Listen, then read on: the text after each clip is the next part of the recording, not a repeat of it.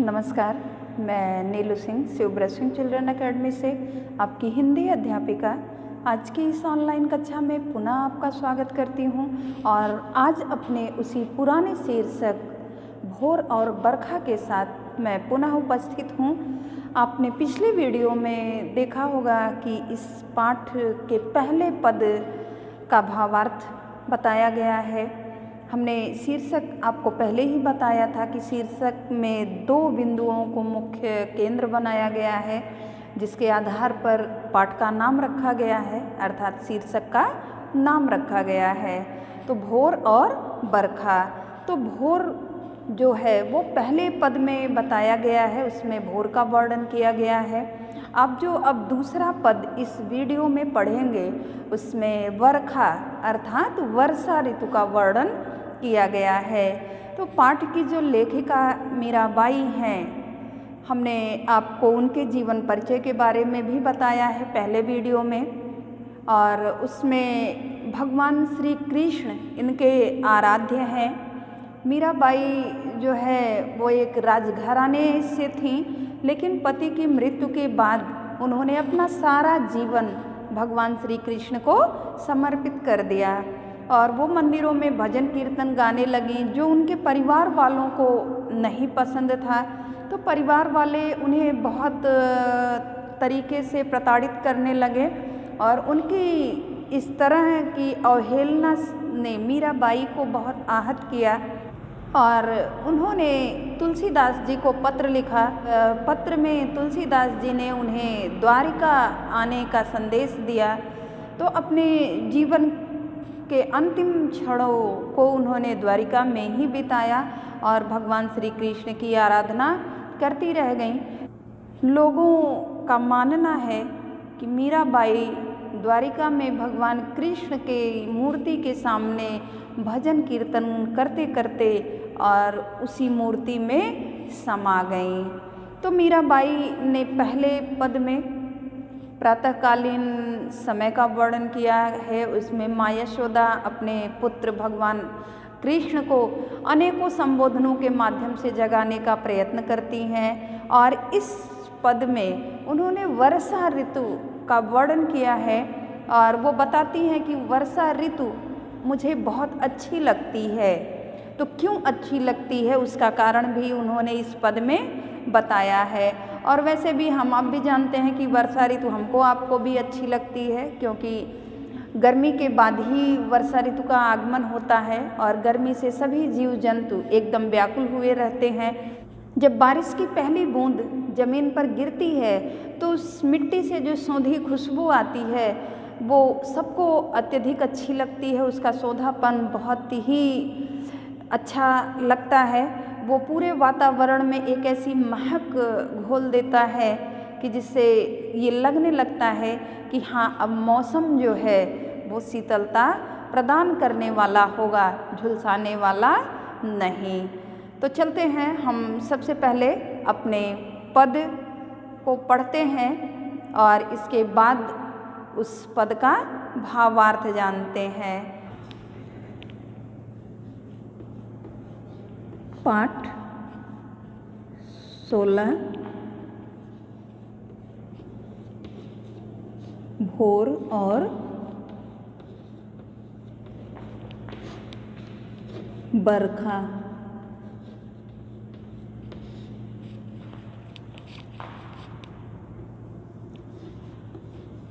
दूसरा पद, क्योंकि पहला आप पढ़ चुके हैं। बरसे बदरिया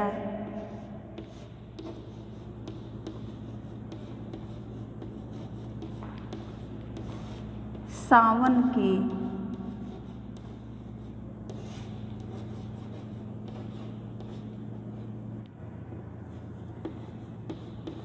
सावन की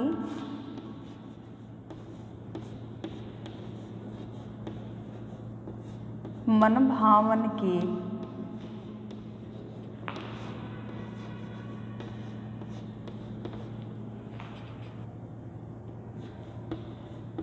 सावन में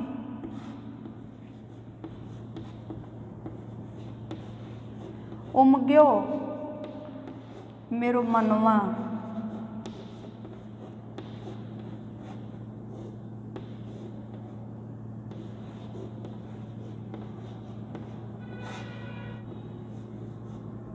भनक सुने हरियावन की।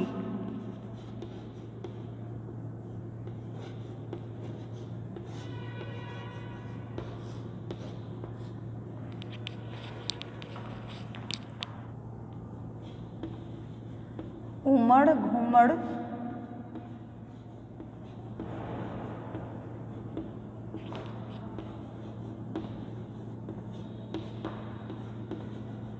चहुदिश से आया,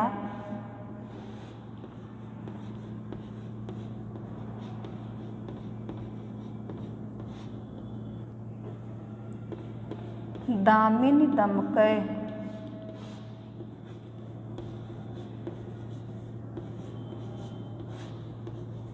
झर लावन की।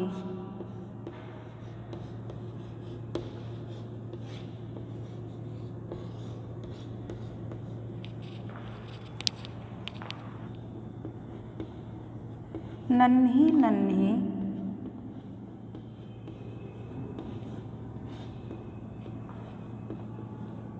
बूंदन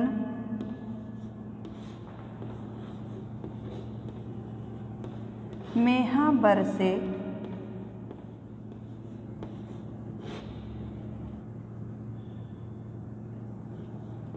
शीतल पवन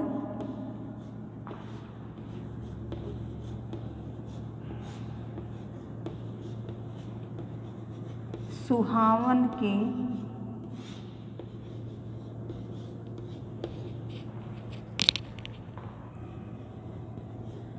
मीरा के प्रभु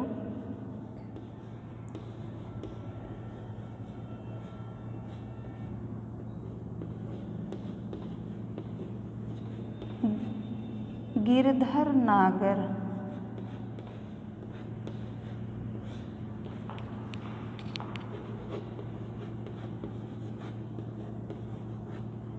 आनंद मंगल गावन की।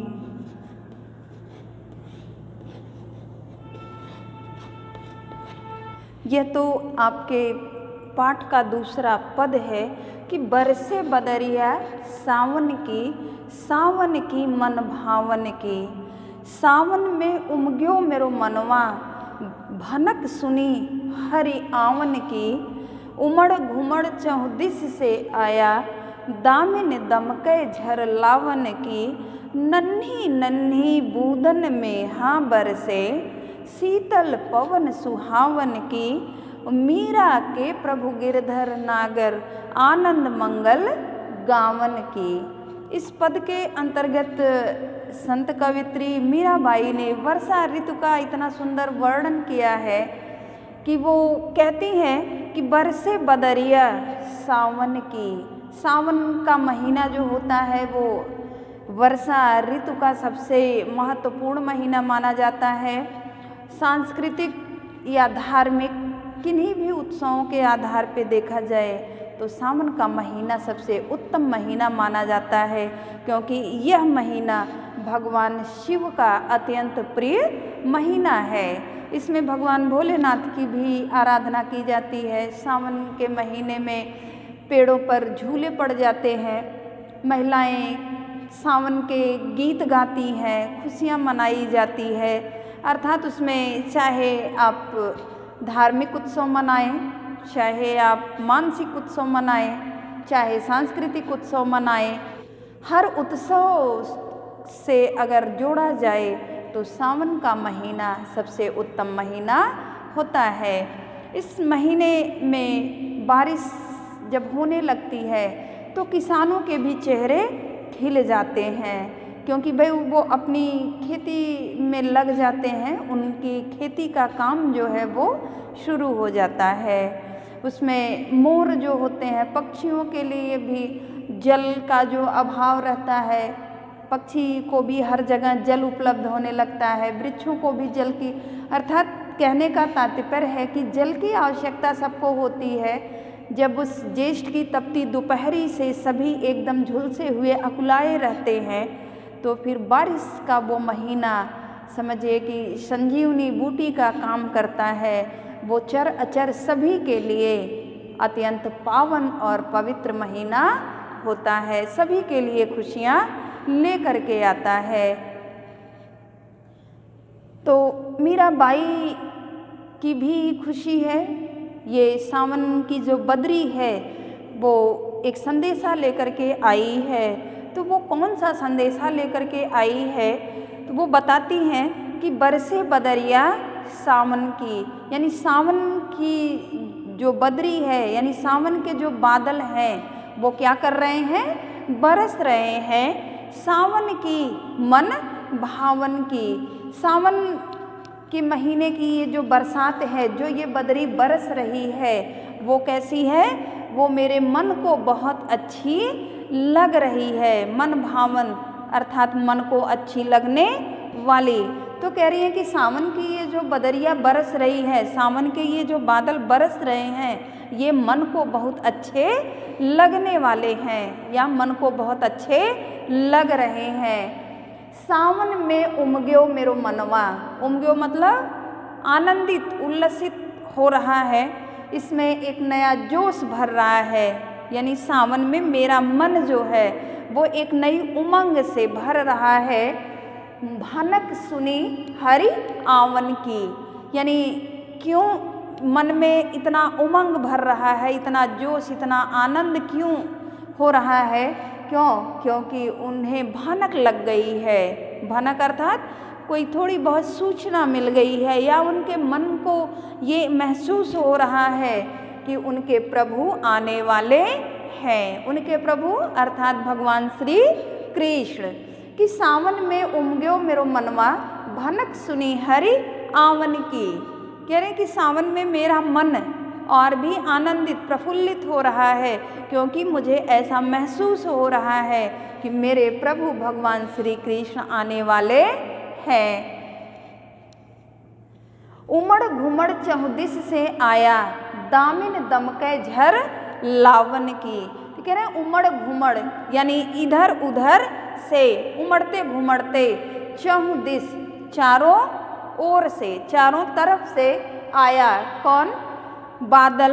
यानी कहते हैं ना कि उमड़ घुमड़ कर बादल पूरे आकाश में छा जाते हैं। तो बरसात का जब मौसम होता है तो आपने कभी ध्यान भी दिया होगा, बारिश के मौसम में जब काले काले बादल आकाश में छा जाते हैं तो वो चारों तरफ से आकाश को घेर लेते हैं। तो मीराबाई कहती हैं कि उमड़ घुमड़ चहुदिस से आया, यानी चारों दिशाओं से बादल आकाश को घेर लिया है। और दामिन दमके झर लावन की, तो चारों तरफ से जब बादलों ने आकाश को घेर लिया है तो उनके आपस में टकराने से क्या हो रहा है, दामिन दमके, दामिन अर्थात बिजली और दमके चमकना, यानी बादलों के आपस में टकराने से बिजली चमक रही है। और बिजली चमकने और बादलों के उमड़ घुमड़ कर घेर लेने से क्या हो रही है, झर लावन की अत्यधिक बरसात हो रही है, यानी बहुत तेज बारिश हो रही है।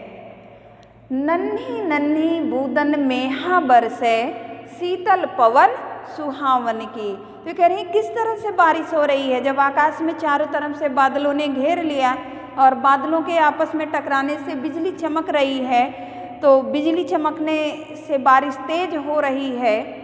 तो कैसी हो रही है कि नन्ही नन्ही बूंदन, कि नन्ही नन्ही छोटे छोटे बूंदों के रूप में मेहा अर्थात मेघ या बादल बरस रहे हैं। छोटी छोटी बूंदों के रूप में बादल बरस रहे हैं। शीतल पवन सुहावन की, शीतल अर्थात ठंडी, यानी बरसात जब हो रही है तो उस समय कैसी हवा चल रही है, ठंडी ठंडी धीरे धीरे हवा, जो मन को बहुत अच्छी लगने वाली होती है।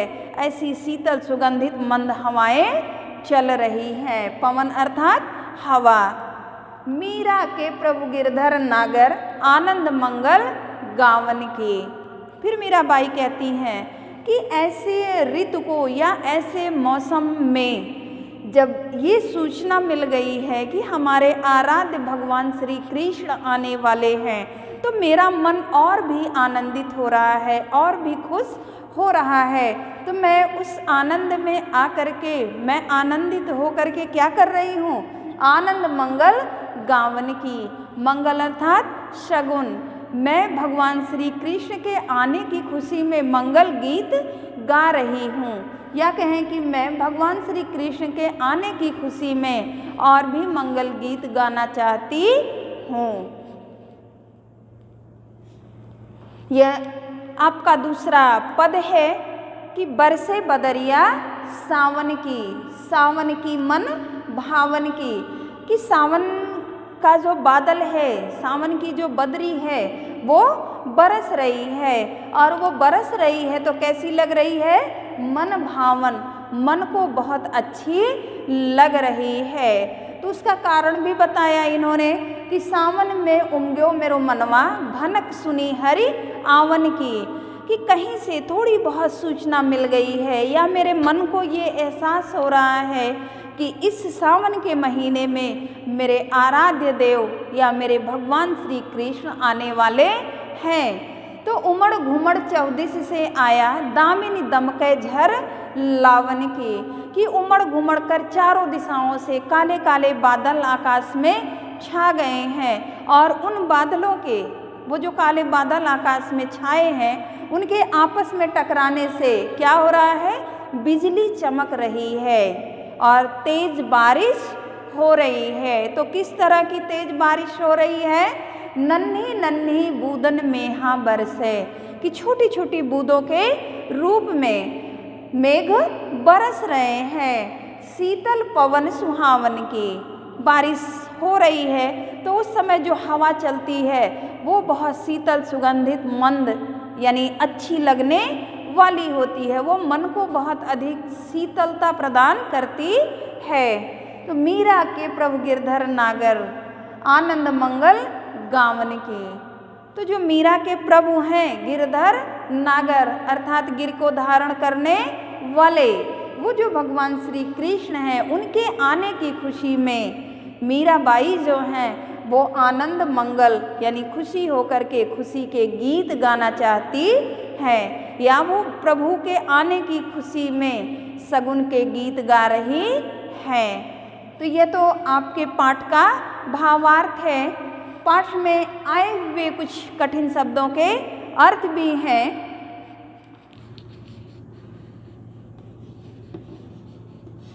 पद में आए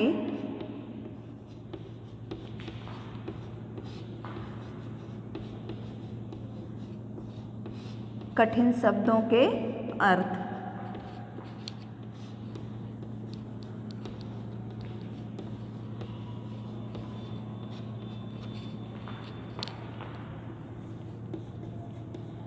शब्द अर्थ पवन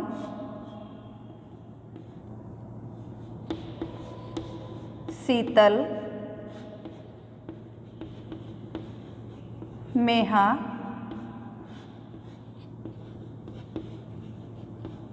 दामिन आवन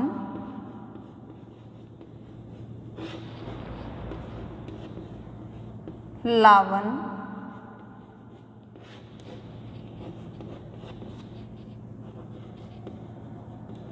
चौदिस अर्थात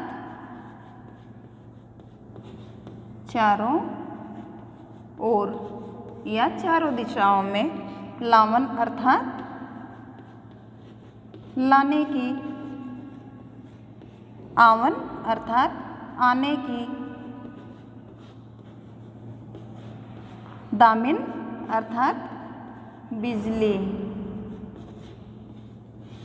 मेहा मतलब मेघ या बादल, शीतल मतलब ठंडी, पवन मतलब हवा,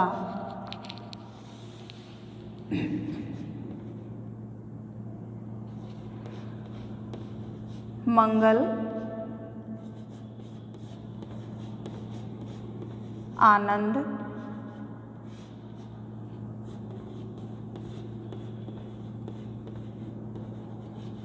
गिरधर,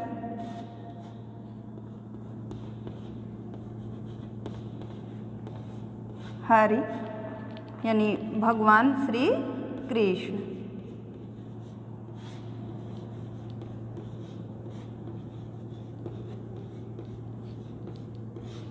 गिरधर यानी पर्वत को धारण करने वाले।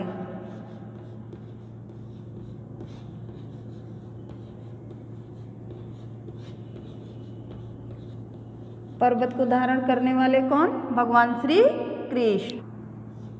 आनंद का अर्थ है खुशी। मंगल यानी सगुन।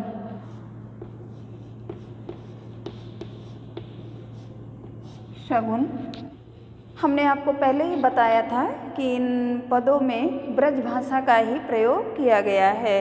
तो पवन का अर्थ है हवा, शीतल का अर्थ है ठंडी, मेहा का अर्थ है मेघ, दामिन का अर्थ है बिजली, आवन का अर्थ आने की, लावन अर्थात लाने की, चहुदिश यानी चारों ओर या चारों दिशाओं से, मंगल का अर्थ है शगुन, आनंद का अर्थ है खुशी, गिरधर अर्थात पर्वत को धारण करने वाले, क्योंकि गिर का मतलब होता है पर्वत। तो पर्वत को धारण करने वाले कौन? भगवान श्री कृष्ण। और हरि यानी हरि आवन की, भगवान श्री कृष्ण के लिए संबोधित किया गया है। ये शब्द भगवान के लिए है। तो यह तो आपके उस दूसरे पद में आए हुए कुछ कठिन शब्दों के अर्थ हैं। तो पाठ को आप जब अच्छे से पढ़ेंगे, पद जब आप याद कर लेंगे, तो आपको उसका भावार्थ और भी अच्छे तरीके से समझ में आएगा। उसमें आए हुए कठिन शब्दों के अर्थ जब आपको पता हो जाएंगे, तब फिर आपको उसका भावार्थ जानने में कोई कठिनाई नहीं आएगी। तो सबसे पहले आप उस पद को अच्छे से याद करिए, उसका सस्वर वाचन करिए घर पर और उसे याद करिए। फिर उसके अर्थ को पढ़िए और उसमें से शब्द को खोजिए, जो कठिन शब्द हों उनके अर्थ को आप मिलाइए। फिर उसके भावार्थ को समझेंगे तो आपको बहुत जल्दी समझ में आ जाएगा। तो ये तो आपका पाठ भोर और बरखा। पहला पद आपने पिछली वीडियो में देखा होगा, जिसमें ब्रज के भोर का वर्णन किया गया है। दूसरा पद बरखा, जिसमें वर्षा ऋतु का वर्णन किया गया है। आप अपनी किताब से अपने पदों को अच्छे तरीके से याद करिए, उसके शब्दार्थ और उसके भावार्थ को समझिए। इसके प्रश्न अभ्यास मैं आपको अगले वीडियो में बताऊंगी। तब तक के लिए धन्यवाद।